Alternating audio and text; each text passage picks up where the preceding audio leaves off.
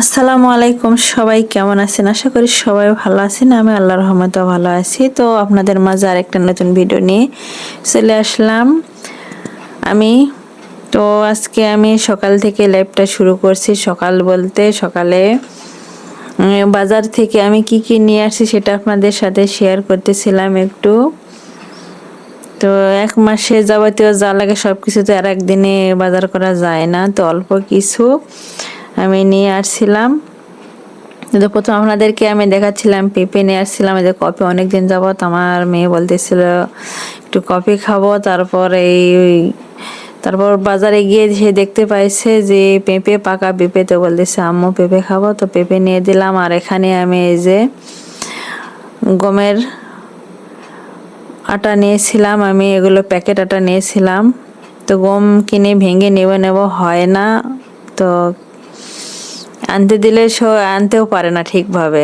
আপনাদের দুলাভাই নাই তো তর্কে আনে দেবে, আমাদের আব্বা আছে তাকে বললে তেমন ভালো আনে দিতে পারবে না। এই জন্য আমি এই প্যাকেট আটাগুলো নিয়েছিলাম যে একটু রুটি খাবো, কারণ সব সময় ভাত খেতে ভালো লাগে না। এই জন্য আমি 5 প্যাকেট আটা নিয়েছিলাম। আর এখানে যে আমি আদা রসুন নিয়েছিলাম, এগুলো আমি ব্লেন্ডার করে রাখবো, তো এই জন্য আমি নিয়েছিলাম একবারে। প্রত্যেক দিন ঝামেলা। একটা ফুলকপি নিয়েছিলাম, মানে সবজি অল্প কিছু সবজি নিয়েছিলাম। আর এগুলো নিয়েছিলাম পেঁয়াজ নিয়েছিলাম, কাঁচামরিচ, তোমার ধনা, তারপর বেগুন, মূলা, কাঁচামরিচ, এগুলো অল্প অল্প করে একটু নিয়েছিলাম সব কিছু। তো সেটা আপনাদের সাথে শেয়ার করতেছি আমি। আজকে সকাল থেকে ব্লগটা শুরু করলাম। আশা করি সবার কাছে আমার ভিডিওটি ভালো লাগবে। তো যাদের ভালো লাগবে তারা সুন্দর একটা কমেন্ট করবেন। আশা করি সবাই পুরো ভিডিওটা কিন্তু দেখবেন। তো আমি এই যে লেবু নেই, কিন্তু আমি সব সময় লেবু খাই, তো লেবু কিন্তু আমি বিশেষ করে দেখে নিই, কারণ কোন লেবুটা সব থেকে ভালো, মানে আপনার ছাল সহকারে খাওয়া যাবে। তো সেই লেবুটা আমি কিন্তু বলি, আমি কিন্তু ছাল সহকারে খাই, তো আমাকে একটু ভালো লেবু দেবেন। তো তখন ভালো লেবু দেয়। তো এখানে বেগুন নিয়েছিলাম, মূলো নিয়েছিলাম, শসা নিয়েছিলাম, এগুলো সব কিছু আপনাদের সাথে শেয়ার করতেছি। তো আমি এরকম ভিডিও কখনো দিই না, তো আজকে দিলাম। তো প্রত্যেকদিন কি আর ভিডিও করব, তো জানি না কেমন লাগবে আপনাদের ভিডিওটি। আশা করি সবার কাছে ভালোই লাগবে। তো আমি যা যা বাজার করছিলাম আপনাদের সাথে তো শেয়ার করতেছিলাম। এখানে সব কিছু, এই আটা নিয়েছিলাম, আলু নিয়েছিলাম, তারপরে এই যে পাস্তা নিয়েছিলাম। দেখেন সব কিছু দেখা যাচ্ছে, কি কি দেখা যাচ্ছে।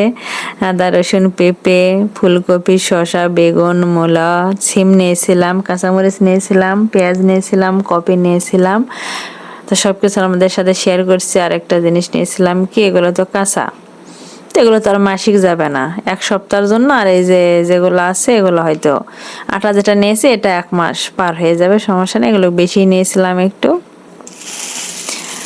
তার একটা এই যে কি নিয়েছি সাথে, দেখেন সব সময় তো বড় মাছ খাওয়া হয়, তো ছোট মাছ খাওয়া হয় না। আমার ছেলের কিন্তু এই মাছটা অনেক প্রিয়, তো অনেকদিন যাবত বলতেছিল যে তুমি শুধু বড় মাছ নাও, তো ছোট মাছ নাও না আমার জন্য। আবার এই চিংড়ি মাছ খুব পছন্দ করে। তো আমি ভাবলাম দেখি, যেহেতু শীতের সিজন চলে আসছে, তো এই চিংড়ি মাছ দিয়ে এই মূলো, বেগুন এসব মানে যেটাই রান্না করলে কিন্তু অনেক স্বাদ লাগে। চিংড়ি মাছ, বিশেষ করে নদীর মাছ ভালো লাগে, কিন্তু নদীর মাছ তো এখন আর পাওয়া যায় না, খুব কম। তো এগুলো নদীর না, এগুলো এই সাগরের মাছ। তো চিংড়ি মাছ আমি নিয়েছিলাম এই যে এখানে 1 কেজির বেশি নিয়েছিলাম, 6 কেজির মতন এই চিংড়ি মাছ নিয়েছিলাম। তো এখন আমার চ্যানেলটি যারা সাবস্ক্রাইব করেননি, তো আমার চ্যানেলটি সাবস্ক্রাইব করে নেবেন এবং বেল আইকনটি নোটিফিকেশন অন করে রাখবেন, যাতে আমি ভিডিও ছাড়া মাত্র আপনাদের কাছে আমার ভিডিওটি চলে যায়। আমি কিন্তু যার ভিডিও দেখি প্রথমে একটা লাইক দিয়ে তারপর ফুল ভিডিও ওয়াচ করে তারপর সুন্দর একটা কমেন্ট করবেন। আশা করি সবাই সুন্দর একটা কমেন্ট করবেন এবং লাইক ছাড়া কেউ ভিডিও দেখবেন। অনেকে আছে যে রুমিয়াপুর ভিডিও দেখি লাইক দিয়ে রুমিয়াপুর তো ভাইরাল হয়ে যাবে, তো এরকম হিংসা কেউ করবে না, কারণ সবারই আমাদের ইউটিউব চ্যানেল আছে, তো সবাই আমরা সবার পাশে থাকার চেষ্টা করব ইনশাল্লাহ। তো সবাই কমেন্ট করবেন, কমেন্ট করলে কিন্তু সেই কমেন্ট ধরে তারা পরিবারে আমি যে তার ভিডিওটা দেখে আসতে পারবো। তো মাছগুলো সব আমি দুই জায়গায় দুইটা মানে দুইবার নেওয়া হয়েছিল। তো প্রথমে ছিল না, যেটুকু ছিল প্রথমে 3 পর মতন ছিল, তো সেটা প্রথমে নিয়েছিলাম, পরে আবার এই যেখান থেকে আবার নিলাম। তো 1.5 কেজির মতন মাছ নিয়েছিলাম।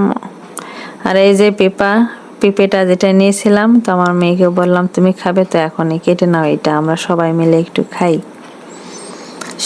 পেঁপা, আমার মেয়েটা পেঁপা কাটলো, তো সেটা আপনাদের সাথে একটু ভিডিও করতেছি। পেঁপাটা কিন্তু পাকা, খুব পাকা ছিল, আর কালারটা দেখছিলেন না, খুব সুন্দর। তো ভিতরে কিন্তু কালারটা অনেক সুন্দর। তো আমরা খেলাম, আমি পাকা পেঁপে খুব একটা খাই না, তারপর এটা খেয়েছি, ভালো লাগছিল, মানে একদম মানে বেশি নরম না, মানে এটাই ঠিক। তো এখানে তুলছিলাম যে ওই ওদেরকে একটু দেওয়ার জন্য, আমরাও খাবো, তোর দাদা বুবুকে একটু দেওয়ার জন্য এখানে পিঠে তুলছিলাম, আমরা খেলাম। তো পিঠে খাওয়া শেষ করে চলে আসছিলাম এই যে চিংড়ির মাছগুলো পরিষ্কার করার জন্য। মাছগুলো কিন্তু মানে অন্য কোনো ময়লা থাকে না, এমনিতে আমি কি করছিলাম, মাছগুলো আমি ওই মানে এমনিতেই পরিষ্কার করে নিচ্ছি। এগুলো কোনো কিছু মানে করিনি, কাটাকাটি কিছু করিনি। এগুলো যে খোসা থাকে না, এগুলো আমি কিছু ছড়াইনি। আমি সোজা করছি কি মাছগুলো এই যে ধুয়ে একদম এই যে ডালাত করে আমি রাখা দিছি, পানি ছড়ানো রাখা দিছি। এগুলো মাছগুলো কি করব, আমি একদম এগুলো ঠোঁটা কিন্তু আমি ফালাবো না, এগুলো কি করব এভাবে পরিষ্কার করে নিয়ে এগুলো আমি জাল করে নেব, হলুদ দিয়ে জাল করে নেব। তাহলে কি হবে, মাছটা কিন্তু শক্ত হয়ে যাবে। তো শক্ত হয়ে গেলে তখন কিন্তু পরে আমি এই মাছের যে ঠোঁটা আছে ওইটা আমি পরে ফালাবো, ওটাও কারণ ফেলে দেওয়া যাবে না, ওগুলো কিন্তু ভর্তা খাওয়া যায়। তো এছাড়া মাছের তো কোনো কিছু নষ্ট হয় না। তো মুখের যে সামনেকার যে মানে দাড়ির সাথে থাকে না, দাড়িটা আমি কেটে ফেলে দেবো। আর এই যে এইটা ঠোঁটা যেটা বলে না, ওইটা মুখের যে অংশটা, ওইটা আমি পরে রাখা দেব, ভর্তা খাওয়া হবে। তো এই যে মাছগুলো পরিষ্কার করে নেওয়া হয়েছে, আমি কড়াই দিয়ে নিছি। তো অল্প করে হলুদ দিয়ে নিচ্ছি আমি, হলুদ দিয়ে নিয়ে এখানে মাখায় কিন্তু পানি টানি কিছু দিব না। তো আমি এটা জাল করে রাখা দেব, মানে যখন জাল করে রাখা দেবো তখন মাছটা কিন্তু শক্ত হয়ে যাবে, তখন কিন্তু এই শালটা মানে ঠোঁটাটা খুলতে কিন্তু অনেক সুবিধা হয়। এই চিংড়ি মাছ বিশেষ করে এভাবে সবাই পরিষ্কার করে নেবেন, তাহলে বুঝতে পারবেন যে আমি যেভাবে করছিলাম আপনাদের সুবিধা হয়েছে কীরকম। কারণ আগে করে কিন্তু মাছটা নরম থাকে, আর যখন জাল করে নেবেন মাছটা কিন্তু শক্ত হয়ে যায়। মাছটা কিন্তু যখন এই চিংড়ি মাছ জালে তুলে দিবেন তখন মাছটা শক্ত হয়ে যায়, তারা কিন্তু মাছটা নরম থাকে। এই জন্য আমি আগে পরিষ্কার করে নিয়ে আমি হলুদ দিয়ে একটু জাল করে নিলাম।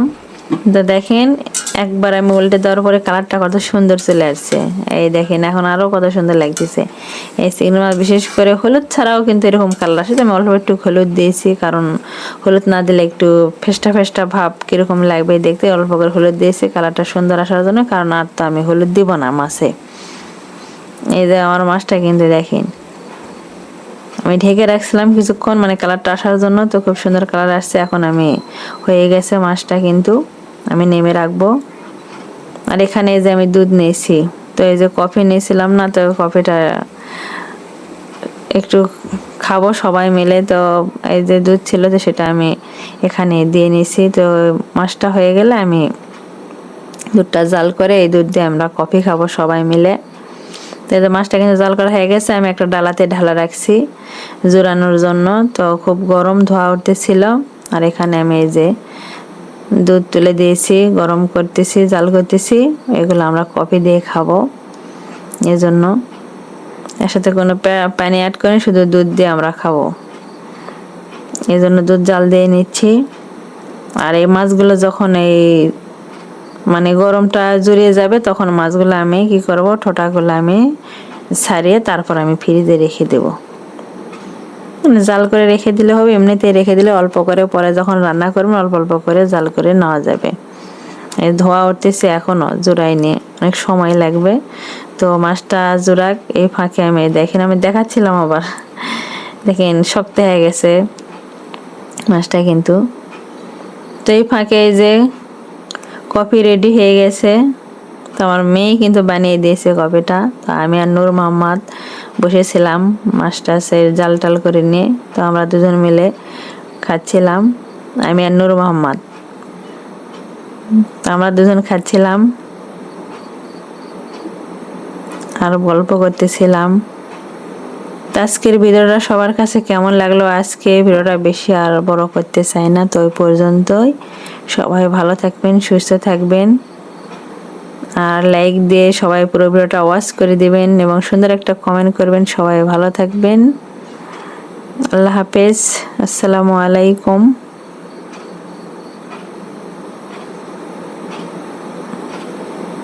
তো নূর মোহাম্মদের খাওয়া কিন্তু হয়নি, তো খাওয়া হচ্ছে।